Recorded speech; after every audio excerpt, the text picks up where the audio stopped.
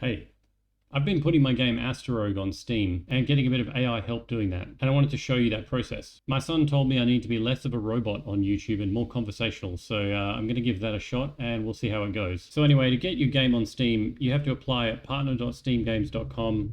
You have to have a business and things like that. Luckily, I have a small business set up from years of side projects, and so I registered that, and there was a bunch of tax stuff that was super annoying. But finally, I got to actually add my game, and it's here under Apps and Packages, All Applications, and click through to the game Asteroid, and the Steamworks site gives you this nice helpful checklist that tells you how far you are through the process. So I've got no launch date set yet. There's a bunch of different sections to the checklist: basic info, descriptions, there's screenshots, system requirements, all this kind of thing. And the main bit I've completed is this basic info and descriptions.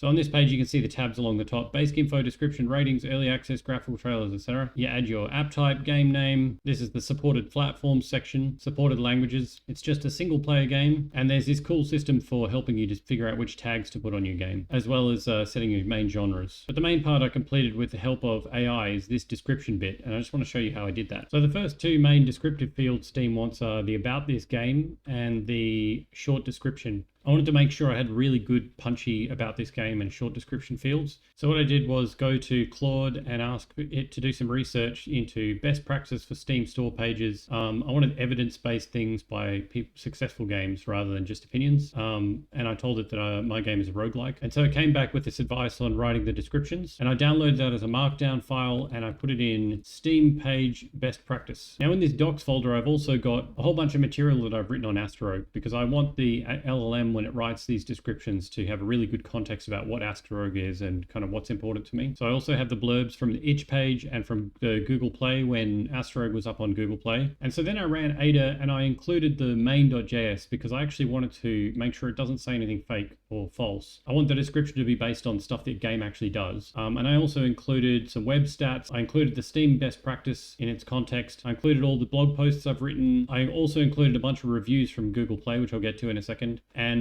docs, which contains all the copy I've written about Asteroid online. And so then what I did is I told the LLM we're filling out the Steam page and we're doing the descriptive elements, and I asked it to please consult the best practices document and carefully think about how it applies to Asteroid. And then I copied this text here from the actual Steam page explaining what the short description should be in detail. And I pasted those two descriptions into the prompt so it would have something to reference. And the short description it came up with is descriptive. It explains what the game is, and it basically follows those best practices really well. The long description, likewise, I'm pretty happy with. I didn't even have to edit this at all. I read through it and it makes a lot of sense. It tells players about the game and what to expect. And one of the things in those best practices was making sure that you set the expectations of the players accurately. People don't want you to say one thing about your game and then get another thing when they start playing it. So that saved me a lot of time. I was able to reuse the previous material I've written about Asteroid and just kind of have the LLM massage it into this new format with the most important stuff mentioned. So then the next section was reviews. Fortunately, I had the game on Google Play for a while. I've also got this itch.io page with a bunch of comments, and I launched the web version on Hacker News and got a whole bunch of feedback. And so I created 3 files: reviews from Google Play, reviews from Hacker News, and reviews from itch. And the way I did that was actually just to copy and paste the text from those different sites. So from Google Play, from Hacker News, and from itch. And I instructed the LLM to create these markdown documents with the nicely formatted feedback. With the Hacker News stuff, I also asked it just to pick the things that were kind of like feedback on the game and review like comments. I then got the LLM to take those reviews and